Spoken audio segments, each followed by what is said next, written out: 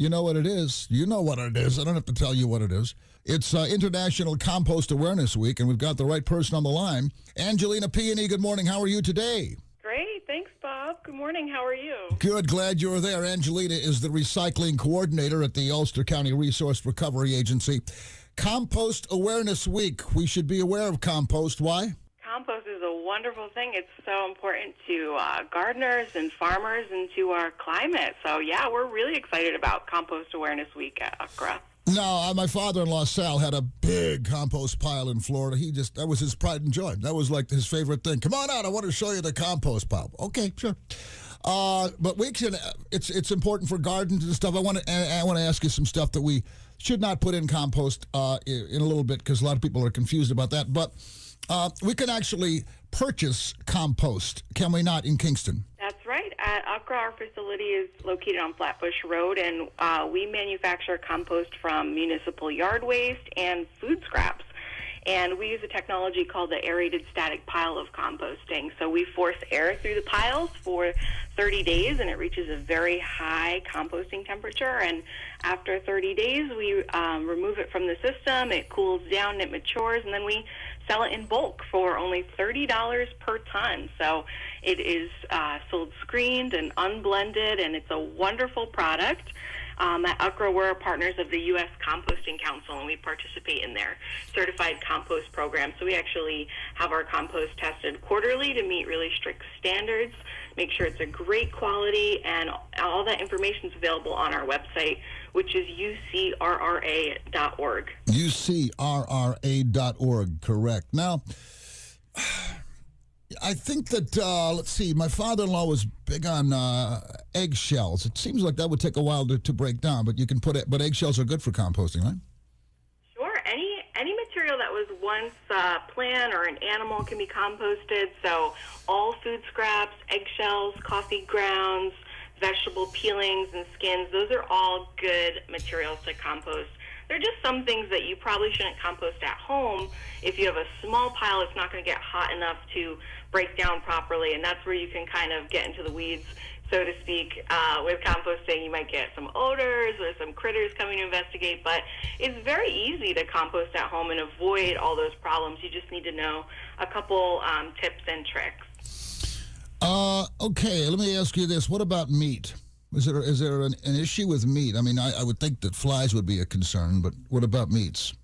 For a backyard composting situation, we don't recommend that you incorporate any meat scraps or a lot of cooked foods if you're not really familiar with composting. And if you don't have a really large pile, that's where you can start to get some odors, or you may not be mixing it with leaves and straw and hay and sticks and things like that to manage it the right way. But at our facility at UCRRA, we have a very large industrial composting operation. So we're able to incorporate meat and dairy and cheese and all of those other food scraps that may be a little bit harder to manage on a smaller scale. You know, I did not pay attention when my father put his garden in the backyard. I always found something else to do at that point, and you put it in the ground with. I mean, this is a really stupid question, but I don't. I'm learning as I'm asking, so that's good.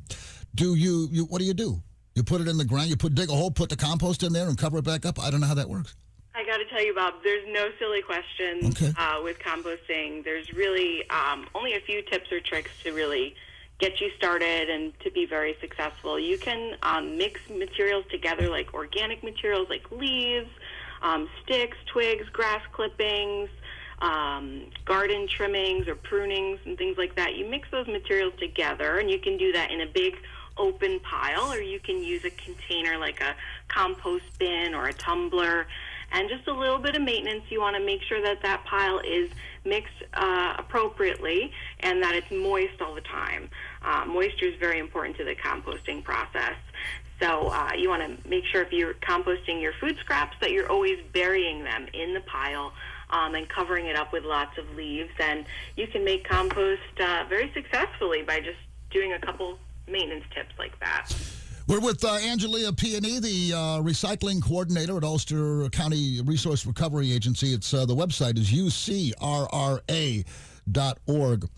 Now, you've got information in there. People are starting their gardens, and probably more so now than, I don't know. I would guess that there's a lot of people that haven't had a garden before that are starting their gardens just because we've been so cooped up in the house. They want to get outside and do something. On that website, can we learn more about composting there? Is that the deal, or how do we learn more about it? Absolutely. People can stay connected with us also on Facebook and Instagram at UCRRA. We are celebrating Compost Awareness Week, so we're posting our favorite facts and tips about composting all week long. You can also visit our website, which is ucrra.org. And again, the Compost Awareness Week is a program through the United States Composting Council, their research and education foundation. It's celebrated during the first week of May every year to raise awareness about the benefits and the uses of compost, and to raise awareness about the importance of organics recycling. So you can follow us and our stories at UCRRA, or you can visit the compostfoundation.org to learn more about Compost Awareness Week. I think some people are saying, oh, good, now I've got a use for my litter box. No, that's not the best. You don't want to put that stuff in the compost pile, do you? No, you don't want to compost any manures from your cats or your dogs or your cat litter. That's really not good for backyard composting, because you want to make a compost that's really beneficial to the plants, and certain residues, certain manures could have pathogens in them. So if you have questions about what to compost or what to leave out, you can always reach us at UCRRA on Facebook, Instagram. We also have a recycling hotline. You can give us a call at 336-0600. Just one more, Angelina, and that is this. And again, how do you know? How does one know when compost is ready? Oh, that's a great question. So compost should have a consistency almost like, it looks like a crumbled up chocolate cake. It's light and fluffy, and it looks and smells like the soil. So once you have a material that's really looking like soil, you want to let it just rest for a couple weeks, and it will cool down and be ready to use, and you can cultivate your gardens with it. Okay, it looks like crumbled up chocolate cake, but don't eat it, right? Don't eat it, no. Okay, good. This is great. Well, I love it. And you can get more information at ucrra.org. It is International Compost Awareness Week. Angelina Peone, thank you very much. You've enlightened me, and you've enlightened some others, too. I do appreciate it. Thank you so much for chatting. Thank you, Bob. Have a great day. You know what it is. You know what it is. I don't have to